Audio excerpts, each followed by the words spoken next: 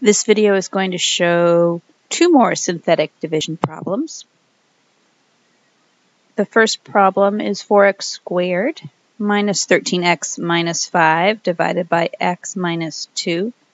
And both of the problems are taken from page 124 in your textbook. This happens to be number 12. I'm also going to do number 16. So the first thing I do with the synthetic division problem is to write the coefficients, so just the numbers, the 4, the negative 13, and the negative 5, inside my box. So I have a 4, a negative 13, and a negative 5. I'm going to leave the variables where they are. I'm not worried about them until I get to the very end of the problem.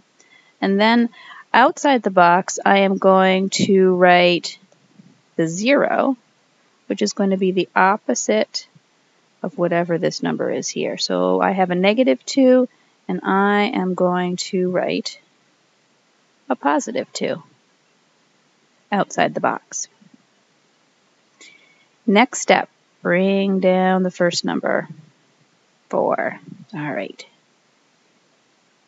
Next step is to multiply. 2 times 4 is 8. Next step is to add. Negative 13 plus 8 is negative 5. And then repeat. So my first step is to bring down. Bring down. Second step is multiply. Third step is add. And then I repeat. So very similar to long division, except I am adding instead of subtracting. And there's no division either. Alrighty, so next step, 2 times negative 5 is negative 10. Add negative 5 plus negative 10 is negative 15.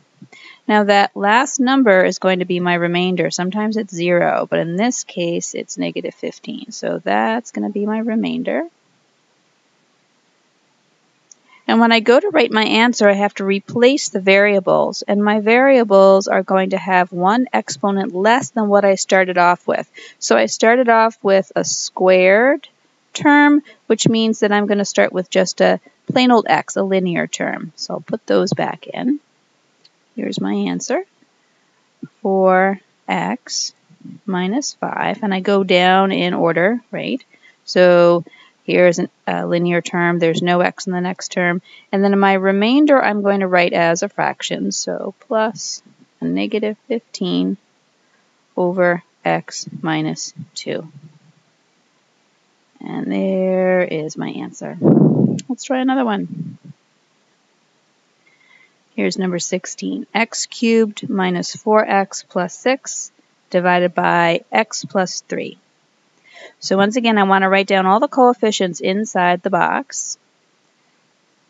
And for this first term, the x cubic, my coefficient is 1.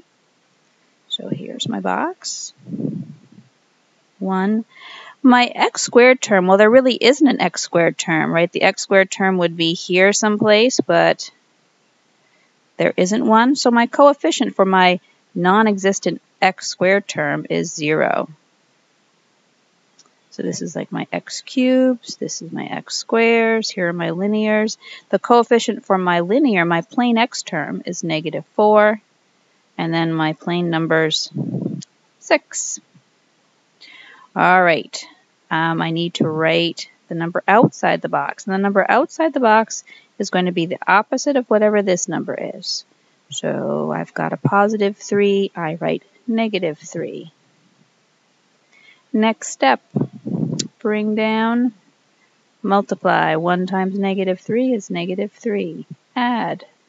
0 plus negative 3 is still negative 3. Repeat, multiply. Negative 3 times negative 3 is a positive 9.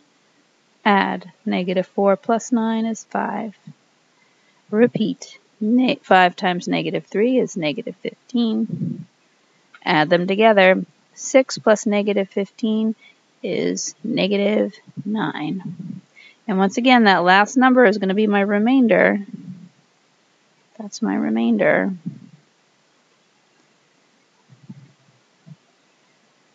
Let's fill in the variables. So I'm going to do one less than what I started with. I started off with cubes, so I'm going to now write my answer with x squares to begin with. So it's a 1x squared, or plain old x squared, minus 3x plus 5.